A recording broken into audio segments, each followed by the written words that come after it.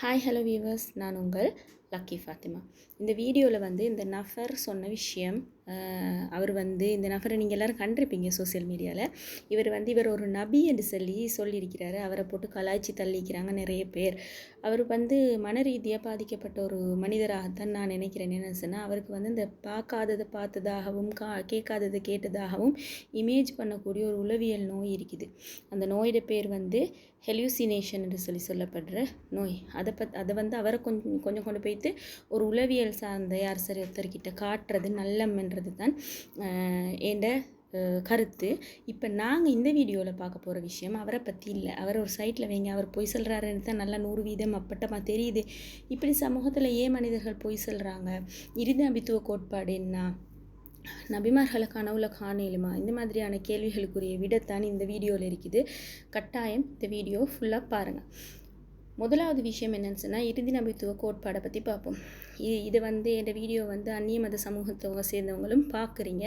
அதனால் அதை பற்றி நான் தெளிவாக சொல்கிறேன். இறுதி நபித்துவம்ன்றது முதலாவது மனிதர்களில் அல்லாஹுவால் இறைவனால் மனிதர்களில் சிறந்தவர்களாக தெரிவு செய்யப்பட்டவர்கள் தான் நபிமார்கள். அவங்க இறைவன்கிட்டேருந்து ஒரு தூதுத்துவம் கிடைச்சிது. நபித்துவம் என்றால் இஸ்லாமிய அடிப்படையில் அதுதான். நபிமார்கள்னு சொன்னால் மனிதர்களில் சிறந்தவர்கள், ரசூல்மார்கள்னு சொன்னால் நபிமார்களில் சிறந்தவர்கள். அப்படின்னு சொன்னால் மனிதர்களில் சிறந்தவர்களாக அல்லாஹ்வால் தெரிவு செய்யப்பட்டு அவங்களுக்கு அல்லாவிடத்திலிருந்து தூது வரும்.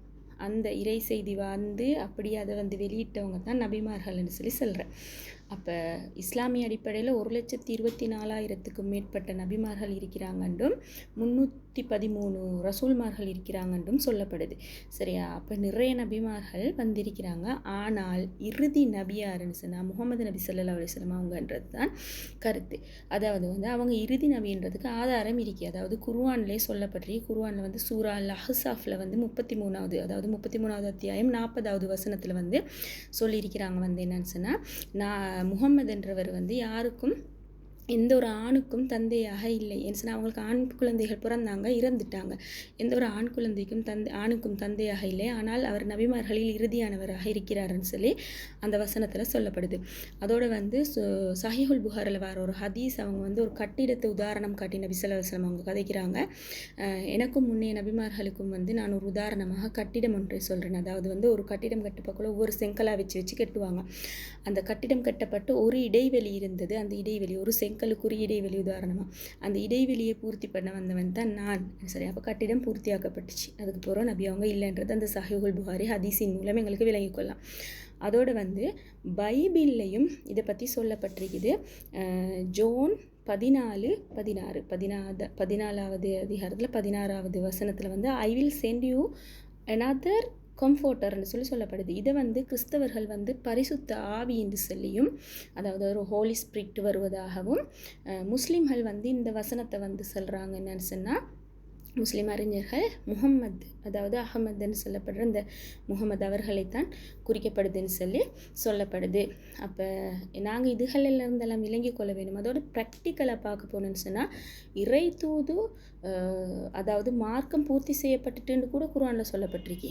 அப்போ ஒரு மார்க்கம் பூர்த்தி செய்யப்பட்டால் இன்னொரு தூதர் வர வேண்டிய அவசியம் இல்லை என்றது ஒரு ப்ராக்டிக்கலான விஷயமும் தான். அப்போ இறுதி தூதர் நபி ஸல்லல்லாஹு அலைஹி வஸல்லம் அவங்கன்றது எங்களுக்கு அப்பட்டமாக தெரியும். அப்போ யாராவது நான் நபி என்று சொன்னால் அதை நாங்கள் ஏற்றுக்கொள்ள வேண்டிய அவசியம் இல்லை.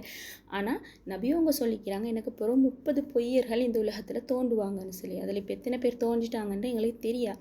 பிரதானமாக இருந்த அந்த காலத்தில் இருந்த போலி நபிமார்கள் 4-5 பேரை பற்றி பொதுவாக எல்லாத்துக்கும் தெரியும்.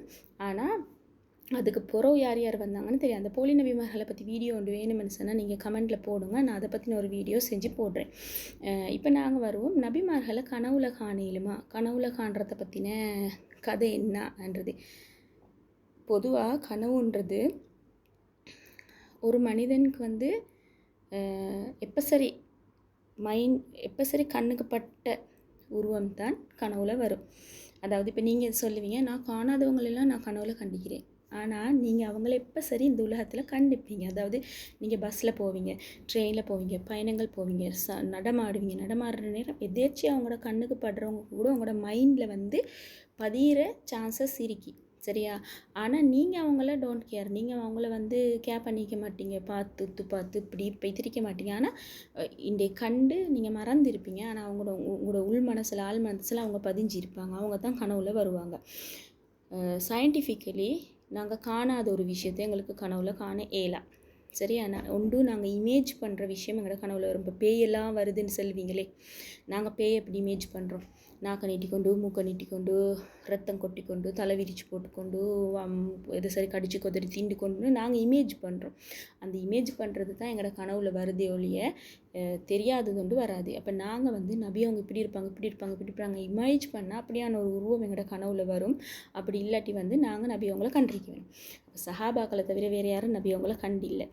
இப்போ இந்த காலத்தில் யாராவது நான் முகமது நபியை கண்டேன் என்று கொண்டு வந்தால் அது சுத்த பொய். அது எந்த பெரிய உலமாவாக இருந்தாலும் சரி, முகமது நபியை கனவுல கண்டேன்னு சொன்னால் நம்பாதீங்க. ஏன்னா சயின்டிஃபிக்கலி ஒரு மனுஷனை காணாமல் அந்த மனுஷன் கனவுல வர ஏலா. அவங்க இமேஜ் பண்ணி அவங்க எடுத்த கனவு தான் அது. அதை விட்டுட்டு யாருக்கும் அப்படி வரதில்லை. ஏன்னா அப்படி சில பேர் சொல்கிற எனக்கு நபி அவங்க கனவுல வந்தாங்க, நோட்டீஸ் கூட சில பேர் அடித்து அனுப்பிடுற. இந்த நோட்டீஸை வந்து நீங்கள் ஃபோட்டோ காப்பி பண்ணி 40 பேருக்கு பங்குடாட்டி நீங்கள் 40 நாளையில் ரத்தம் கக்கி செத்துருவீங்க. இல்லாட்டி நீங்கள் 40 நாளில் ஆக்சிடெண்ட் ஆகி செத்துடுவீங்க. இல்லாட்டி உங்களுக்கு நோய் பிடிச்சிருமுன்னு என்ன சரி ஒன்றை போட்டு நோட்டீஸெல்லாம் வந்து அது இப்போயே மிரிக்க தெரியா. நான் ஸ்கூல் போகிற காலத்தில் எனக்கு கூட ஒரு நோட்டீஸ் கிடச்சி நான் கிழிச்சு வீசிக்கிறேன். 40 நாள் இவ்வளோ இப்போ எத்தனையோ வருஷமாகிட்டு அல்ஹம்துலில்லாஹ் எனக்கு ஒன்றும் ஆகலை. ஈமான் தான் முக்கியம். அப்போ யாரும் பொய் சொல்கிறாங்கன்னு தெரிஞ்சால் நம்பிக்கைன்றது நாங்கள் வந்து சரியாக படிச்சிட்டோம்னு சொன்னால் எங்களுக்கு வந்து எங்களோட நம்பிக்கையை யாருக்கும் கிடைக்கல. அதோடு வந்து இந்த மாதிரியான பொய் சொல்கிறவங்கள சமூகத்தில் வந்து தயவு செஞ்சு கேவலப்படுத்தாதீங்க. அவங்க ஏதோ ஒரு மன ரீதியான தாக்கத்தில் இருக்கிறாங்க. அவங்களுக்கு வந்து ஒரு மனநோய் இருக்கி அதுக்குரிய வசதி வாய்ப்பை அவங்களுக்கு செஞ்சு கொடுக்கணும். அவங்களோட குடும்பமும் சரி, அவங்களோட இருக்கிறவங்களும் சரி, அவங்கள கூட்டிக் கொண்டு போய்ட்டு ஒரு உளவியல் நிபுணர்கிட்ட காட்டி அவரை குணப்படுத்த பார்க்க வேண்டுமே ஒழிய அவரை வச்சு கேலி தமாஸ் பண்ணிக்கோ நிற்கப்படாது. இப்போ சோசியல் மீடியாவில் அதோட இன்னொரு விஷயம் நான் சொல்ல நினைக்கிறேன். கண்ட வாக்கில் அவன் ஐஸ் அடிக்கிறானா இருக்கும், அவன் என்ன பிராண்ட் பாவிக்கிறானோ தெரியா, அப்படி இப்படின்னு அவர் ஒரு போதை வஸ்து அடிமையானவராகவே காட்டி விட்டாச்சு. சம்டைம் அவர் அப்படி இல்லாட்டி நீங்கள் சொன்ன அந்த ஒரு வார்த்தை நீங்கள் செஞ்ச அந்த ஒரு ஷேரால் அந்த மனுஷன் வாழ்க்கை கூட பாதிக்க